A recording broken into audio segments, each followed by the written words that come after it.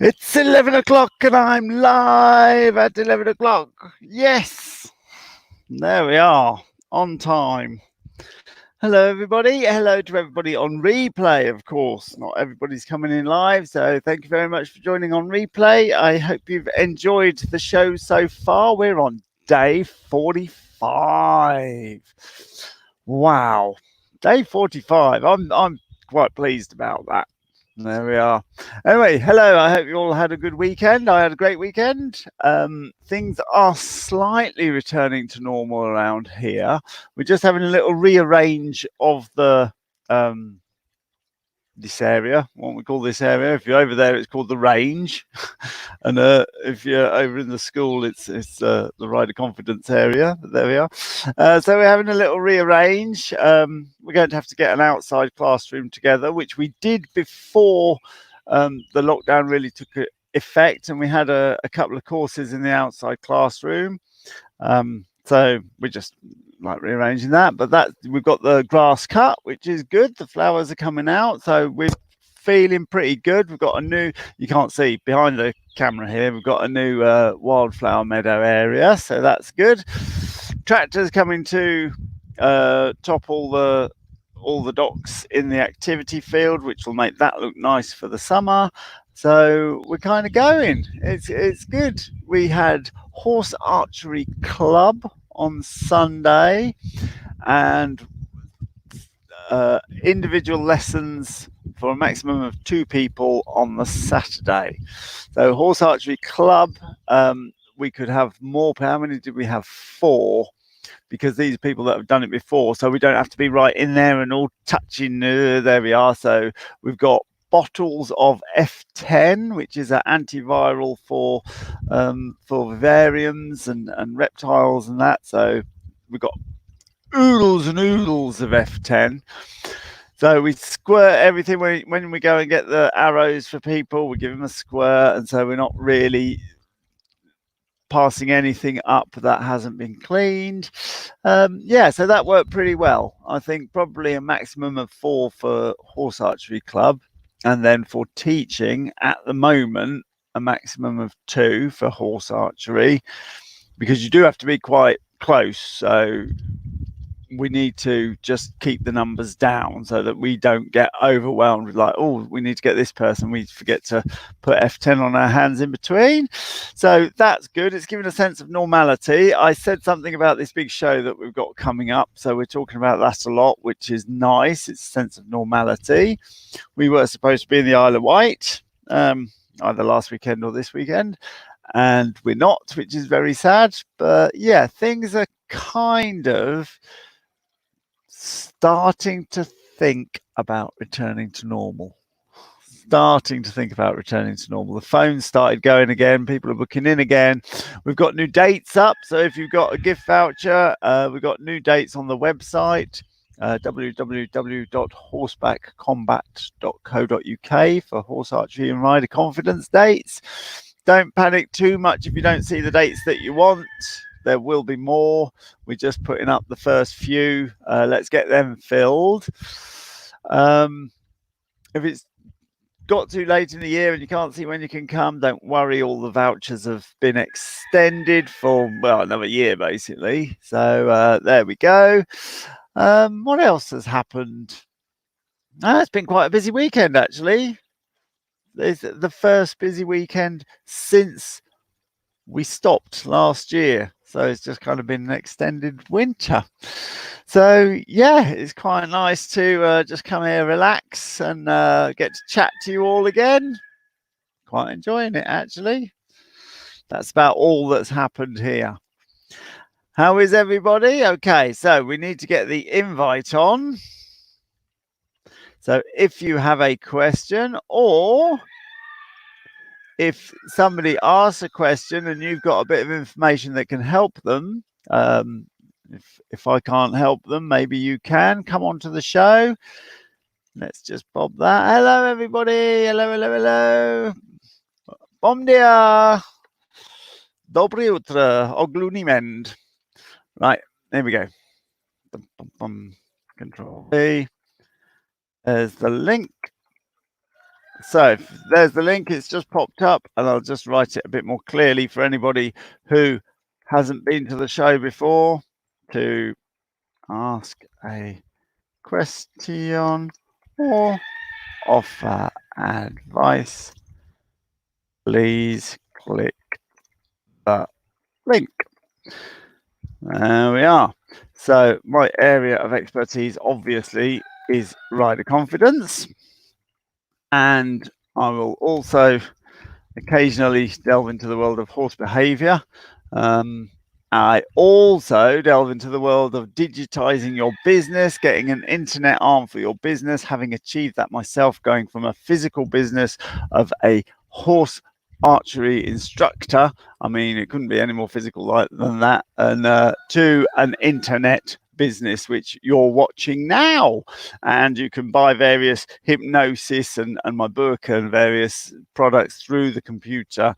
So that's worked out quite well for me in this lockdown. It's probably only 10% of my business, so it's not exactly saved the day, but maybe in a few years' time that will have grown. Maybe people who are overseas, I'm sending a lot of books to Australia and New Zealand and Canada at the moment. So people who are overseas might that might pick up and develop a new arm. So if you've got a physical job and maybe it doesn't immediately become apparent as to how you can make an internet version of it, you probably can, or something similar. So I mean, by no means an expert. There's all experts out there. Trouble is, there's a load of sharks as well, and the sharks charge a lot of money to go. Oh yeah, you want to do this, do this. I've been there. I've been bitten, and I've swum, so we can work that out. I've got my fella in America who's learning to ride as well. It was very nice. Chris Lefebvre, he knows everything there is about the tech side of things. So that's absolutely super. Okay, then. So Shona is going to join the show. I hope. Hello, how are you? Make sure you got your microphone put on. And are you going to ask a question or give me some advice? Well, I don't think I'm going to give you any advice, Carol. Oh. I've been watching your live though, and I've taken some advice from here that I've been working on, and I just want to know if I'm on the right track. Okay. I came on about a week to 10 days ago. I've been watching your lives, really enjoying it. Thank I've you. got, I bought the hypnosis, which is fabulous, and the book, but it's not arrived yet because I think there's going to be a lot in the book that's going to help me from what people have been saying. And I'm the lady who commented about a week ago, and I'm sure you won't remember because you have so many people. And I said, and an appalling memory. me too. So that's good. Neither of us remember. My issue was that I've rode all my life, but I'm terrified of cantering a jump. I can do it in trot. I can't even canter the tiniest cross pole without thinking that I'm actually going to die. And can you canter anyway? Are you comfortable cantering anyway? Well, this is the thing. Because I've always rode in my head, yes, but a woman called Lottie commented in the chat and she said, I find this tends to happen when people aren't confident knowing when the canter stride is going to be the takeoff thing. Mm-hmm. And she just so hit the nail on the head for me. So I took it right back to basics because I realised that she was correct. I find that so helpful because I've been doing the thing where I've been trying to canter over small poles and build up. I've been stuck in that rut for 3 years, 4 years maybe. To follow Lottie's point a bit further, how are you at your transition from trot into canter and canter into trot? Rubbish. And what I realised when I went straight back to kind of just even try to get her into a rhythmic canter before I did anything. She motorbikes, she's unbalanced, I'm terrified, Ah. panicking. I didn't even have any insight into that until I went back and did the work from Lottie's comment. But I suppose what my question is I've gone back 100 steps because instead of working on cantering to jump, I'm just working on my flat work, on my bends and canter, my bends and trot, my compulsion and canter, my rhythmic canter. I feel like I've gone back 100 steps to come forward one. Have I gone back too far? No. Oh, I thought this was, I genuinely thought this was going a completely other way. I thought you were coming to the point that I've gone back that far to deal with everything so that I could do it. And I thought the point of your call was that you were feeling really pleased with yourself, having taken these steps to sort it out. Because I'm really pleased for you. It's exactly the right thing to do. Exactly. So if you're, yeah. So I was a little bit gobsmacked when you were like, "Oh no," and I feel bad about it. You should feel great. It's an absolutely super thing to do.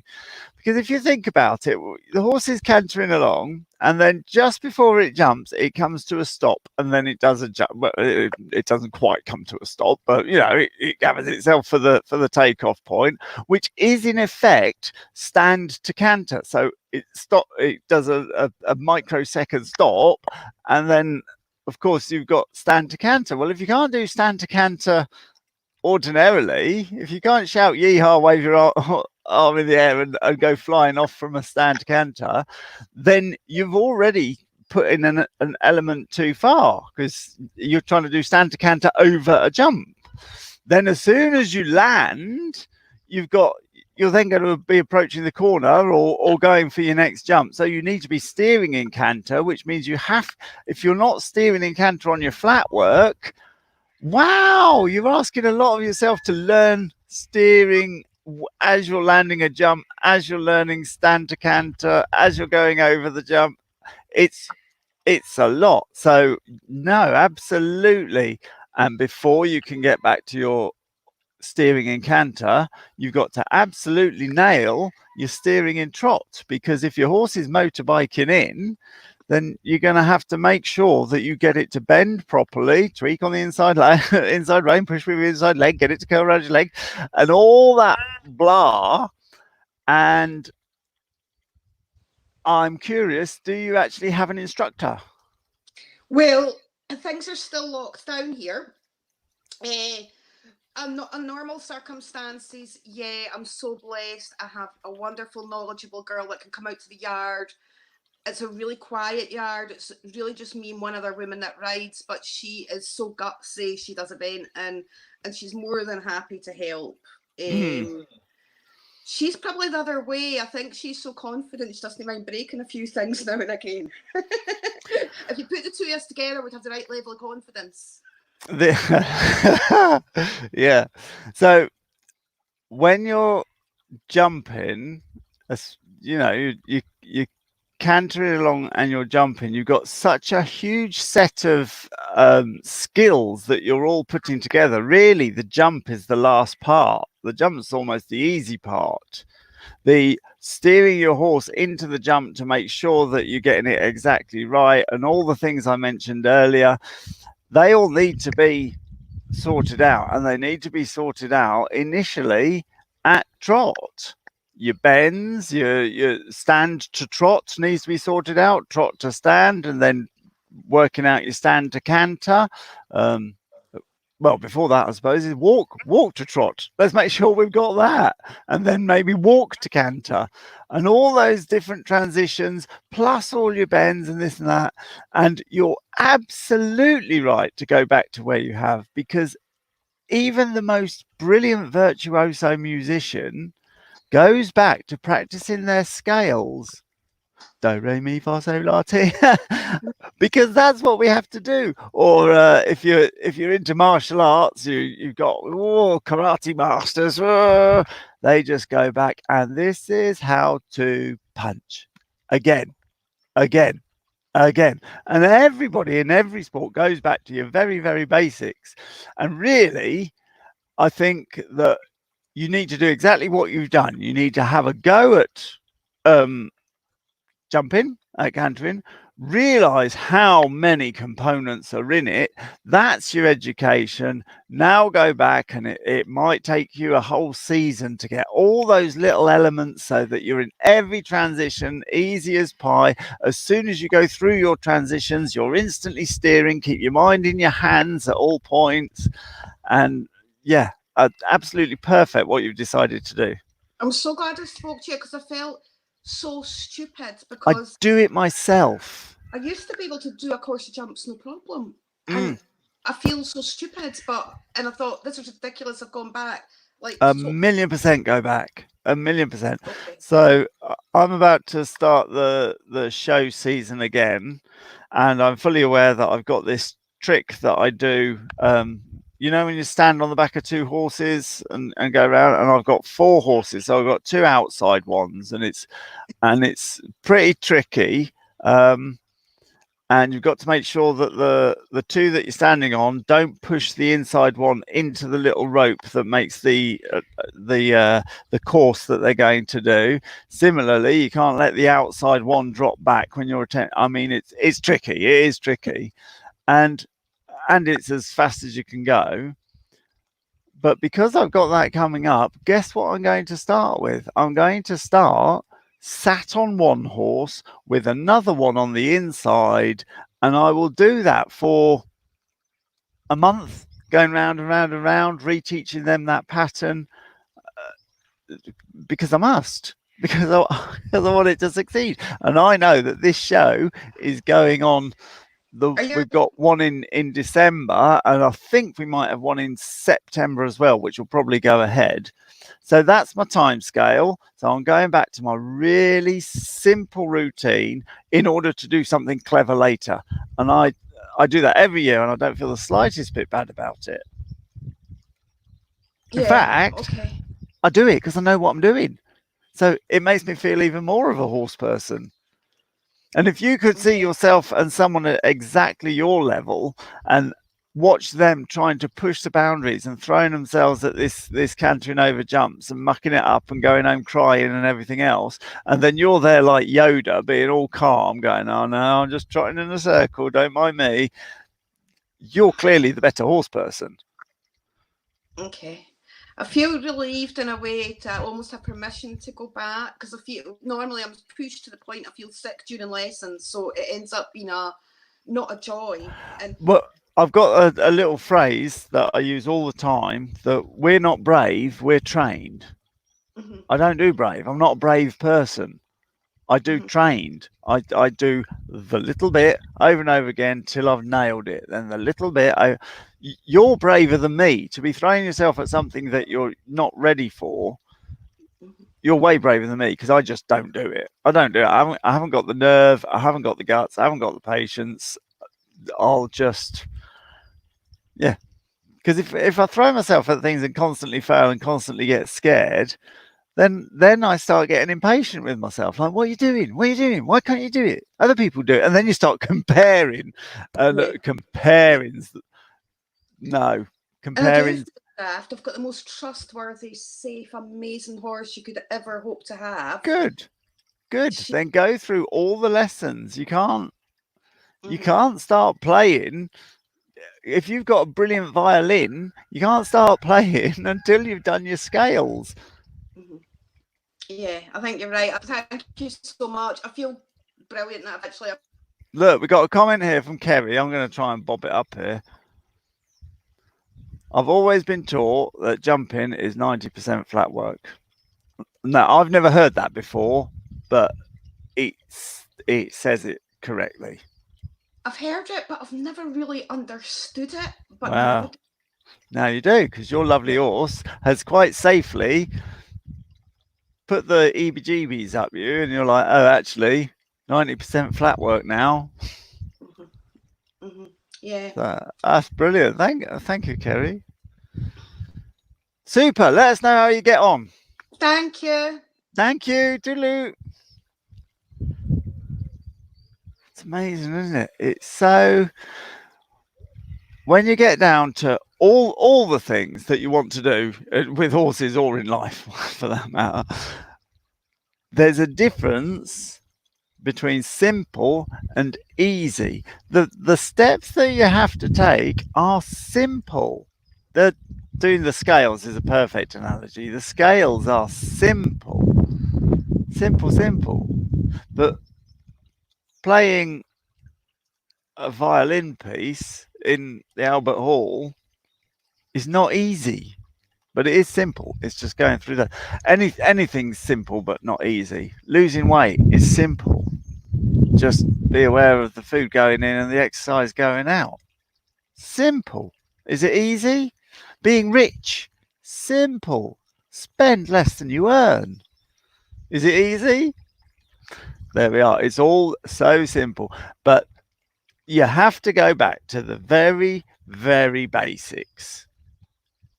I'm stretching myself too far. I have to take bite sizes. Our fight and flight levels and our primitive brains have the processing power of a 7-year-old. So if you have to tell a 7-year-old to go back and do their scales, go back and do their flat work, go back and do their exercise and diet plan, go back and do their finance plan. No one asks a 7-year-old that, but maybe they should. There we are. Anyway, we've been joined by Kerry. She's always got something good to say. Hey, Kerry, what you got for me? Hi. It's kind of following on from what you've just been talking about, but also other people that there was a lady on the other week who wanted to be able to hack and just relax and not have to focus on the horse. And you were talking about different stuff she needed to do to help the horse. And it's kind of just listening to your scales and stuff. Obviously, I've done your Ultimate Rider Confidence course. And one thing I found was, as you were just saying, it's simple, but the hard bit is focusing your brain to kind of create those new neural pathways to be, you break it down into your bite size. But I found sometimes I'd get to the new week and be planning who I was going to ride with on what days and how I was going to do my week of riding. And almost I'd get a feeling of being a little bit overwhelmed because it's like, oh, here we go again. I've got to focus on being confident and focus on what I can do. And it's kind of like quite hard work at times. But it was funny. I was just thinking about, you often use analogies to driving when you talk about your confidence. Yes, all the time, yes. And I've just suddenly thought this has a similar one. When I first passed my test, I remember driving and thinking, like when I'd watch my dad drive, he drove so naturally, he wasn't having to think about when to change gear and what he was doing. When you first pass your test, you're thinking about everything you do. Oh, it's awful, yes. Your brain's overloaded. Yeah, and I kind of think, God, how can it be so easy? But I never saw the transition from the point of thinking about every movement. I just know at some point in my life, I suddenly realised that I was driving without thinking about it. It had become ingrained in that part of my brain that just does things because it knows it has to do them. You're not consciously thinking, oh, change gear. It just, I'd go to change up a gear and suddenly think, oh, I've already done it. And I've kind of noticed with my riding, although I still have odd days where I might sort of think that sort of old pathway has somehow been found again, and I get a little bit nervous or anxious before I go to the yard. But generally, I now just go over, I enjoy it. My mindset is completely different. And I can't say the point at when that happened. It's just gradually got to the point where, and as I say, it's still a work in progress. And, I think it's something that almost always will be, but it's not hard work anymore. It's just practice and just keep doing it. And like you say, the going back and doing your scales and, but yeah, so it was just kind of, it fitted in with a few things that have been going on and talked about in the last few weeks on the lives. There was a time when you were learning rising trot and you had to consciously think when to stand up or sit down. Yeah. So if you can do it in one little bit and that rising trot is now sorted out and you don't really have to think about it anymore. It's amazing when you think about it. The horse goes from walk and does that first lurch and like pushes you into your first rise, and nowadays it's nothing. When we were learning that, my God, what a mess! We went round saying, "I will never get there." I remember me saying it, "Never going to get this." Yeah, definitely. And it's just it's how you don't notice when things become natural. You suddenly realize that it has become more natural, and you're not having to work so hard to think about it all the time. Absolutely. Yes. And the analogy with driving is just absolutely perfect. Cool. Brilliant. Thank you very much. How are you getting on really with Fiona? Really good. It was funny actually, the lady that was talking about hacking and wanting to relax. I've got a friend that I hack with, and her horse is a real steady little cob, and so she can be out and hack, and with the lovely sunny days and stuff, she can literally switch off and just be enjoying the surroundings. Fiona's not a horse I can switch off. I have to be aware of what she's thinking, what she's looking at, but it doesn't mean I can't be enjoying the ride, which is a different mindset to in the past, where my concerns over flicking an ear at something, a swish of the tail, I'd be thinking, what is it, what's she about? Whereas now I notice it, and I'm probably again reacting more automatically with a little a tweak of the rein, or just a hello, I'm still here, carry on, it's fine, that sort of thing. But I'm just doing it whilst still enjoying the ride, and actually being able to enjoy the how lucky in this, especially in the current with the lockdown and everything, being able to be out riding in the sunshine. I'm quite lucky where I am, bridleways, woods and country lanes. It's quite idyllic, and being able to actually enjoy that while still riding my horse is perfect. There's nothing to say that enjoyment is the same as being relaxed. I've got a little horse Castiza and this little horse here, Lumi. You don't relax on those. You focus, and you absolutely, every step of the hack, tell them exactly what you want to do. Because if you don't tell them what you want to do, they'll do what they want to do. So I'm telling them, and I don't relax for one moment. I'm absolutely focused. And thoroughly aware that I'm on super horses, being super focused, doing a good job. The horses are doing a good job, and the sunshine. And I still notice everything around me. You don't have to be in a dream world to notice everything around you. You can be doing a bloody good job and notice everything around you, and feeling really chuffed to notice everything around you. So absolutely, there's no need to hold being relaxed, going around on the buckle as the pinnacle of horse riding. And I think people do fall down there. I think they're like, I can't relax, and it's like, no, but you can enjoy yourself. Absolutely. or borrow a different kind of horse if you want to sit there and be a passenger and be asleep. That's also possible. You can do both. You can. Actually, I'm lucky because I do get to ride the little horse my friend rides, which on those days I can switch off a bit more. But I think I just don't do it because I'm so used to being always aware. That's now my natural acting sort of demeanour. But you can ride a different experience. But if there's some people, I'm speaking more to the audience than you now, if there's some people out there who are getting frustrated that they will never be relaxed on their horse, maybe you will never be relaxed on your horse. Quite who put that in your mind as a something to aspire to, that's not necessarily the case at all. It's certainly not the case for me, and I have a wonderful time. Yeah, and I am too, and lovely.